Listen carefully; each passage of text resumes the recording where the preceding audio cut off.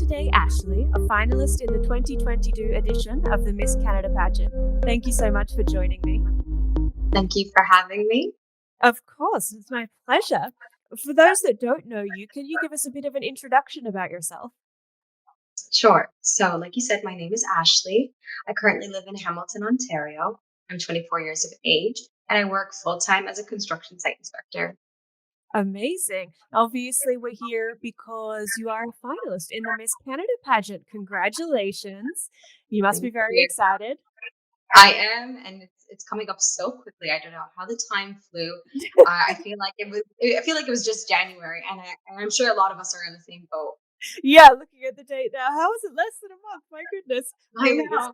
I know. flying by. And how did you feel when you received the email to let you know that you had made it into the final? Well, I mean, of course, I was very excited. I had applied. Actually, I applied the year before as well, but I think I was a little bit too late. Mhm. So when I got the email, I'm sure they saved my application information and then they had reached out to me for this year's competition. So I was Ah, extremely excited that they remembered me and that I was able to hear back from them because this was a pageant that I've been interested in now for a couple years. So I'm really glad that I get to participate. amazing. So, how did you hear about the pageant? How did it pique your interest to start with? Well, I was quite new to the pageant industry, and I was just trying to research what the difference was between all these pageants. There's a whole bunch, as we're all Mhm. aware, and I actually got my mom involved with the research process, and she's the one that came across this pageant, and she says, Ash, I think this would be a really good fit for you. It seems like it's personality based, which is what attracted me most to it. Yeah. And I'm like, yeah, of course, I'll definitely sign up. And then I started reading a little bit more about the cooperation and the other contestants that have won in the past. And I just felt like it'd be a good fit for me, especially it being personality based. I find that I have a very bubbly, open personality. I love to chat and get to know people. And I'm glad that it's not just a competition based off of your appearances. Yeah, I agree. Is this the first pageant that you have competed in? No, it's not. So last year I competed in Miss World Canada.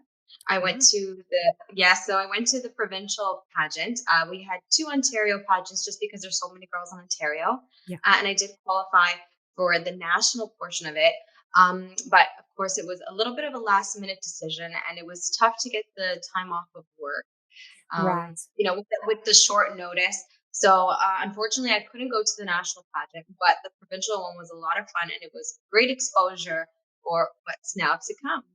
Amazing. And what was your experience like participating in the provincial pageant? Well, I was so nervous. I was also Mhm. excited, but very very nervous because I wasn't sure what to expect from the other contestants. But once I met them, it was a great relief because I realized that we were all there just to have fun, and it wasn't anything. It didn't really feel like a competition. Really, it was just kind of like a bunch of girls hanging out and showing what they do and why they why they chose to join this path, right? And I think a lot of the Yeah. girls that were actually new, especially in that second round of Ontario contestants, we were all kind of new to it.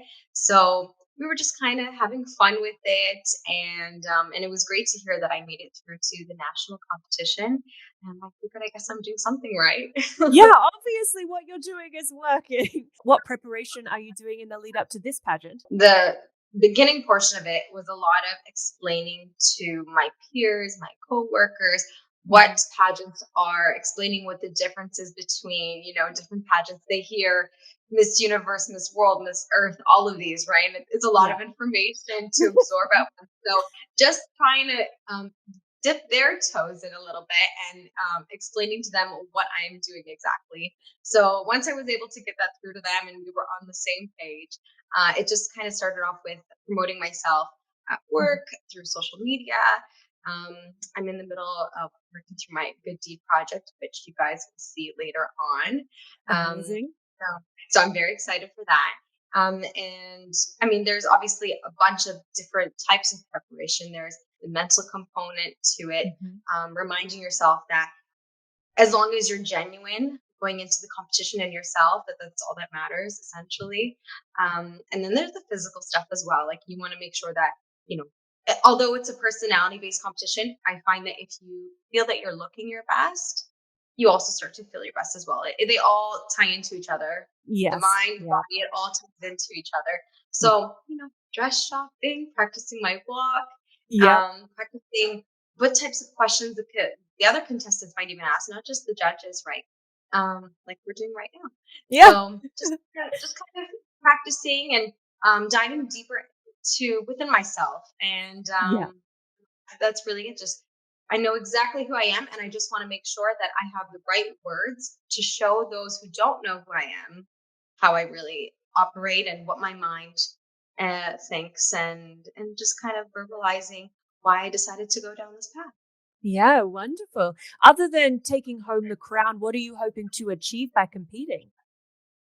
So my platform is heavily based off women in male-dominated industries, Mhm. and it can be reversed as well. I mean, there's lots of men that are also in female-dominated industries, and just kind of being a representation of that. It's very easy to talk about these kinds of things, but it's a whole different ball game when you actually have a real life example in front of you. So Yes.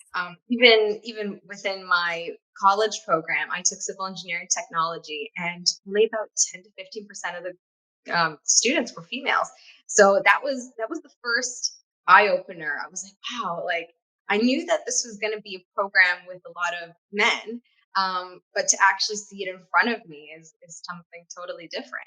So and then when I started working, that percentage decreased even more. And whether that be Mm, because a lot of the women went into office based jobs, or maybe they changed their minds, or whatever mm. happens, life happens.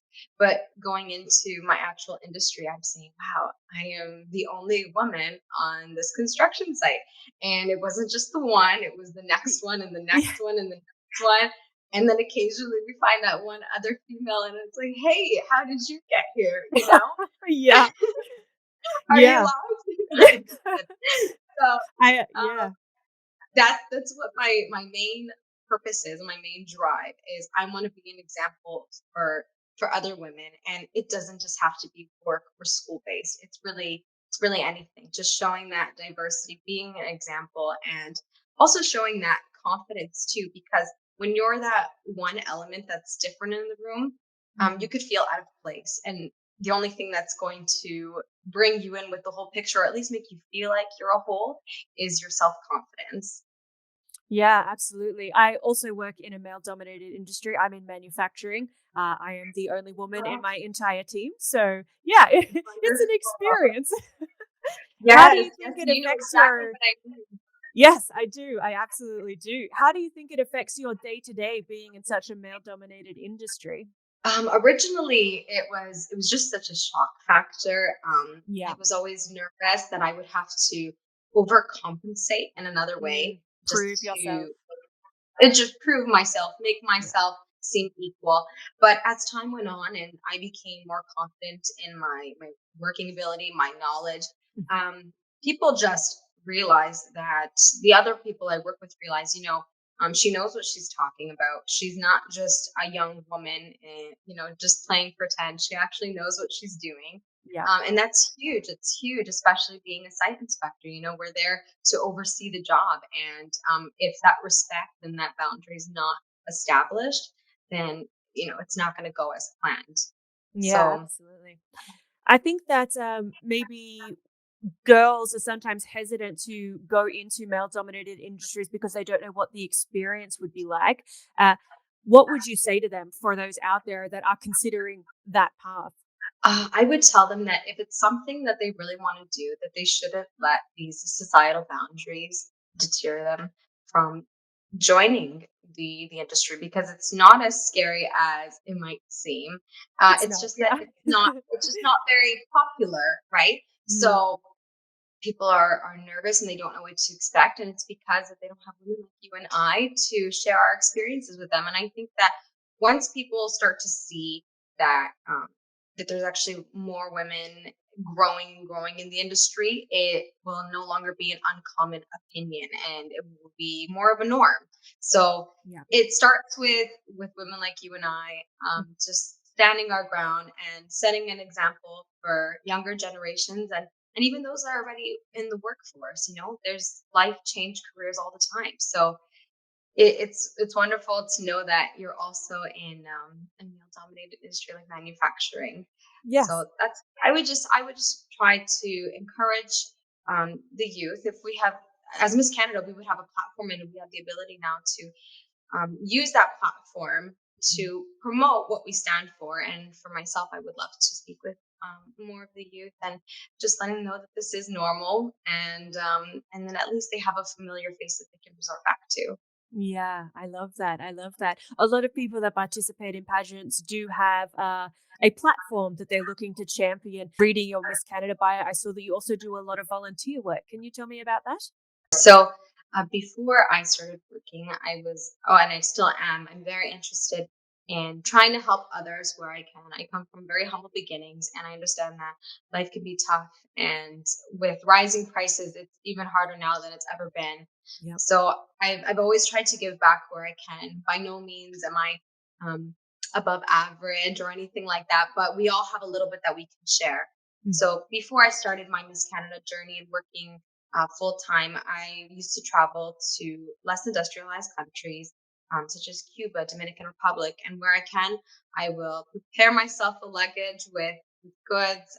They can include just daily essentials like clothing, educational books, and then obviously some fun things too, because life is about fun as well. I try to Yeah. incorporate some toys for the kids, and just trying to make, even if it doesn't change their life, at least it makes their day, and they know that somebody's thinking about them. So I did love to do that, and now that the restrictions are lightening up again, I would love to continue that as well. I've also volunteered with the Royal Canadian Air Cadets for 6 consecutive years. It was a lot of involvement. We were there for several nights a week, and each night was 3 hours. And that doesn't include the weekends that we would take off, and it was all volunteer. And it was a wonderful program for the kids. And you start off when you're about 12 years old. I myself started off when I was 13, Okay. and you grow into your leadership roles. And that was a great foundation for how I am and who I am today. I always try to be a good example and take the leadership role, especially when I'm surrounded by those who are a little bit more shy and timid. There's always got to be that one person to break the ice, and I'm usually that person. So that really is what shaped me into who I am today. And we were able to start off as young cadets and grow our ranking, and I graduated as a flight sergeant. And Mm. that was my volunteer work prior to pageantry. Wonderful. So, with the cadets, what sort of things do you do in the community? We had drill and band, and drill is for compulsory marching. And whenever we would have war memorials, we would participate in that.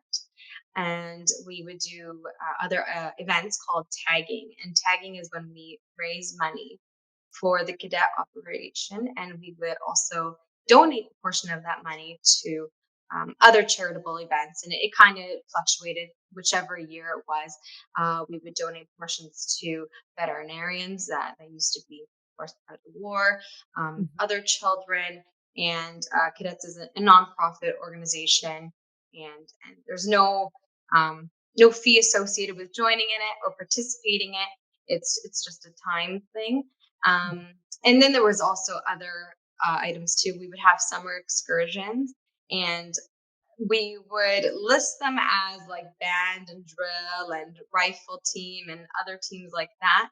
But really, the main purpose of these platforms and these programs was to introduce children to responsibility and how to be polite and personable. And I know these seem like such basic things, but it's really important that we get to them at a young age. And like I had mentioned, cadet starts at the age 12.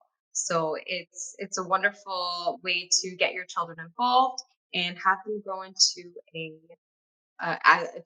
wonderful adult as well. So kind of carrying those values forward throughout life and what they've learned. And I was very fortunate to be able to continue that through the 6 years. And I mentored a lot of cadets. Um, I was able to prepare their lessons. There was physical components to it as well, because health was just as important as our mental component. And that's pretty much it. But it was fun, it was involving, and it was beneficial too. Yeah, it sounds like a great opportunity to instill good values What was your favorite activity that you would do as part of the cadets? I would have to say my favorite was drill. I loved the compulsory marching. It was, I don't know, my brain kind of recognized it as almost like a dance, though it Yeah. was very far from it if you actually look like it. If you consider like the counts and the way we memorize and all of those sorts of things, it kind of related me back to dance, which I used to do when I was younger, and I was also quite good at it. And it involved a lot of attention to detail and precision, and those are things that I really value, and I always try to surpass expectations when it comes to that. So that was my favorite, and it was very fun. Maybe I'll Yeah. show some videos. Yes, I would love that. So, circling back to the donation work you were doing for foreign countries, is that something that you are arranging yourself, or do that in partnership with an organization? That was completely by myself. It was with my family members, and we would all donate where we can. So some of the goods that we would donate were our own personal belongings. Some were from other extended family members or friends or coworkers that just knew that we were going to be going on these trips, and they knew what we were doing, and they would donate wherever they could. And a lot of the times, the goods were used, but very very gently used, and we were able to also afford some newer items as well and incorporate them in the donation packages. And I would love seeing how excited everyone was. So the way that would work is I would typically stay at a resort, and through that I would be able to meet some locals because they also have at the resorts they have. I don't know if you've ever been to a tropical vacation, but sometimes they have these tent sales, and that's where they're selling things that they've made by hand. So it could be bowls or clothing Mhm. and Like a whole local arrangement. wares. Exactly, a whole arrangement of stuff. And through that, I would say, hey, this is what I do. Do you know anybody that can show me around town? And I can distribute these to preferably, the younger children for certain items. And then I had obviously like clothing and other items like that for the adults. And they would Mhm. guide me around the town and take me off the resort. And I was able to see how these children and really really everybody, how they truly live, because when you go on vacation and you stay at a resort, they kind of paint a beautiful picture of it's sunny and there's palm trees and the ocean, which is wonderful. But then when you Yeah. leave the resort, reality kind of sits in, and it's sad. It's sad to see how some of these children have to live. I remember seeing this one girl, and she was holding onto her doll, and it was such a dirty, ratty looking doll, and but she loved that thing. She loved it, and I could just tell by the way she was holding it, and she was bringing it with her everywhere. She'd go into her chicken coop, and she has the doll with her, and she goes to pet the horse, and she has her doll with her, and she's playing with her dog, and then the dog is trying to take the doll, and she's like no. So just how much she cares for this doll. I'm wow, like, and she just probably has the one, right, Mhm. and she's treating it like it's her gold, which it probably is. So being able to give her a new toy, and then seeing the way her face lights up, like wow, like there's more than just the one. It was so sweet, and it reminds me that you know we think that we might come from humble beginnings, but then you look at other children and what their version of that is, and everything starts from when you're young. It might sound so simple, so cliche, but it's the truth. How you're raised and what values are instilled into you, and all of that, it all translates when you grow up. So it's wonderful to see that we're able to give back, and you know what, maybe one day we will need help ourselves, and then somebody will be able to Mm. help us. Life can change so quickly, and sometimes we take that for granted. So yeah, Yeah. it was a nice experience, and I really hope that we can get back to it Yeah, soon. certainly. It sounds like it's given you a lot of good perspective, which is really nice. I think that also when you're traveling, it is good to get out in communities because when you are going to tourist hotspots, it can be quite insulated, and it's good to interact with the local communities. And certainly when you have the opportunity to help, it's great that you're doing so. What would you say the biggest differences were that you noted in the countries that you visited and compared to Canada? So, whenever people come to Canada, I'm Italian myself, and I know a lot of immigrants to Canada, and they always say they come to Canada for a better life. And a Mhm. better life can mean so many different things. And sometimes we wake up in the morning and we're like, "Wow, they came here for this." But when you go to these other countries and you get off these resorts, you get off these tourist areas, you're able to see how they live and the contrast to what their everyday life might look like versus what ours might look like. They don't always have running water, and when Mm, they do, it's not always clear. Which for us, that would be a basic thing. And if we're not yeah. receiving that, we can just make a simple call to the city and ask them what's going on, and then we'll have that repaired within the day. Mm, And it's just seeing how these basic things that we take for granted on a daily basis, and they have these situations where it's like, oh, it's just another Tuesday, and I'm thinking, wow, like how do they? How are they drinking? How are they showering? Are they using this kind of yeah. water? Is that safe? And for them, it's almost like better than nothing, right? Yeah. So that was one of the main differences that I saw. And when I'm thinking back on people when they say they come to Canada for a better life, that doesn't just mean that they come here so they can have better job opportunities and raise their children better. Sometimes it's even our resources. They don't have that kind of stuff.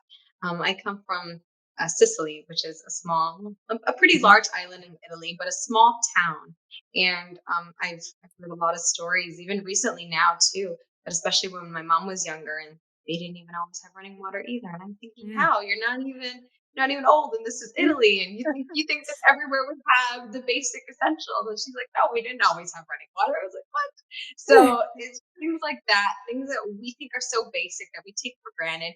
And we hear stories about it, but it's different when you see it in real life for yourself and experience it too, Yeah. because I was also there and I wasn't able to shower sometimes. I'd have to buy bottled water, and I'm lucky that I'm even able to buy that bottled water, that they have that available at when I go back to the resort. So Mm. things like that, just seeing those differences and realizing that what sometimes very basic things in life are not so basic for everybody else. Yeah, really. We are very fortunate to live in a wealthy country. And it really makes you appreciate what you have when you could see what other people, what they live like.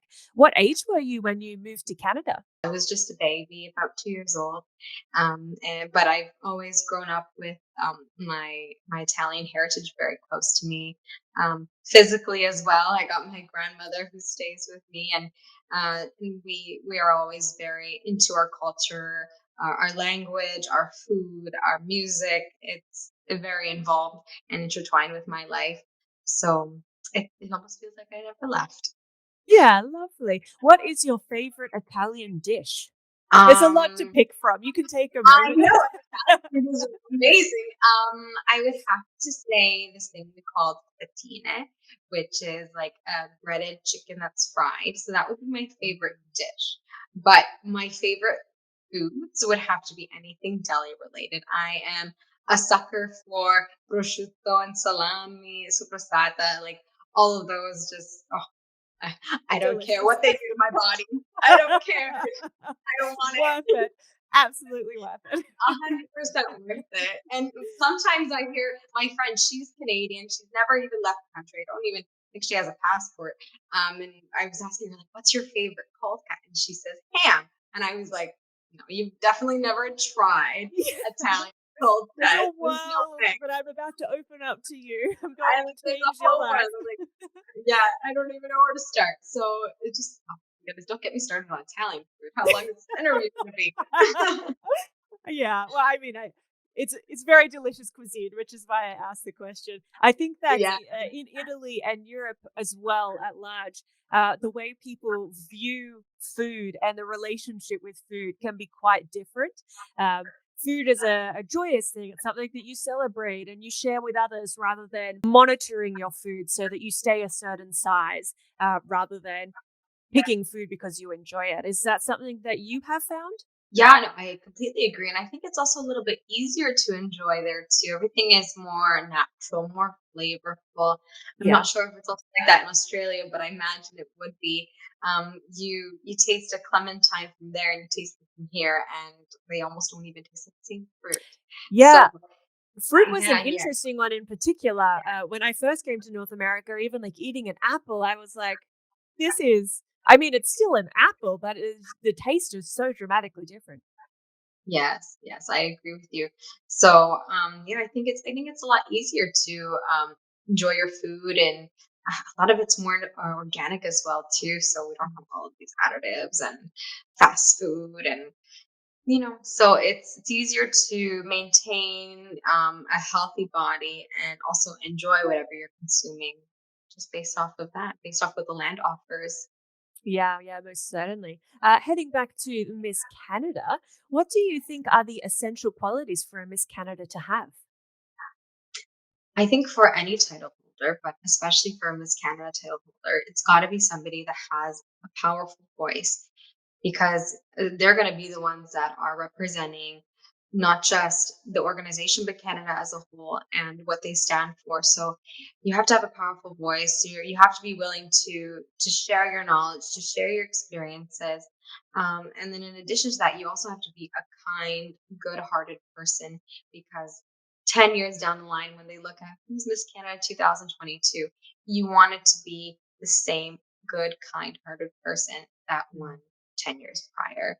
And I'm sure the judges want to pick somebody who they know that they can be proud of, not just for this year or the next year, but for the future as well. Because just because your title is no longer, or your reign is over, doesn't mean that your work is over. So Mm, you still owe it to Miss Canada, the country, and yourself, and all the others that looked up to you and even inspired you at one point. Maybe they're looking at you now, and you owe it to them to pursue whatever you were working on, and anything else that's new. That because life is always changing. So, you know, right now I'm very passionate about women in male-dominated industries, but that doesn't mean that in the next few years it'll be the same thing. Maybe we'll have evolved by then, and maybe we've already started to see a change, and maybe a more important cause is coming up. So mm. you have to be able to maintain that rhythm, and show them that you're able to do this not just for this year, but for the next year and the next year after that as well. So yeah. Yeah, so true. Thank you for that. You sound like a very busy lady. Do you have any hobbies? Do you have time to have hobbies? I do work quite a bit, so it is tough to find the time to have hobbies. But I like to do things that make my mind a little bit more relaxed. I find painting Mhm. very relaxing, Amazing. and love to do. I love to do painting that doesn't involve too much preparation. I want to be able to use my brush and just kind of use the colors and mix them together. I just find it so relaxing. That's for myself personally. Other people are probably thinking, "No way," but I love to paint. I love to listen to music, especially Latin music. Of course, I love my Italian music as well. Of But course. anything with like a good rhythm, anything that'll get me in the mood. And if I have the time, I love to dance as well. So, and Wonderful. I don't just mean like a crazy person in my kitchen. I do love to Although go that's out. fun too. Yes, yeah, of course it is. So I would say those are my main hobbies. And there's something that you can do even if you don't have a lot of time. You can Yes. you can pull up a canvas and slap some paint on, or you can pop some music on and listen to a few songs, and you don't need a ton of time. You don't need a set schedule for it. So that's why I love those types of hobbies. Yeah, they're great and they're scientifically proven to reduce stress levels. So take the edge off work. That is definitely a nice bonus. For those that are watching and are inspired by what you're doing and are now thinking, maybe I want to give a pageant a go, what would you say to them? I would say to them that if it's something that they feel is right for them, that they should definitely give it a go. I just started this last year, and I wasn't sure if it was something that I would like. Sounding like hearing about it, and hearing about what others have to say about it, I thought it would be something that I would be interested in. But sometimes when you get involved in something, it's not what it seemed. Mm, So I would really encourage those to at least try it, and if they think that the organization is a good fit for them, to pursue it. There's a lot of different pageants out there, and a lot of them stand for different things and different causes. So sometimes it could be a matter of just finding which one is the right fit for you. mm, So even if you have tried pageants in the past and you're not necessarily sure they're meant for you, or they're your thing and you don't find them fun, maybe you can try a different type of pageant. Do a little bit more research on people that have won in the past, and why they have won, and why they chose Miss Canada or whichever pageant they're planning on joining, and kind of take it step by step like that. So it could not necessarily be the right pageant for you, but I'm sure that you can find one that is. Yeah, that's great advice. Thank you. It has been so lovely chatting with you. Thank you so much for taking the time. Thank you, Sarah.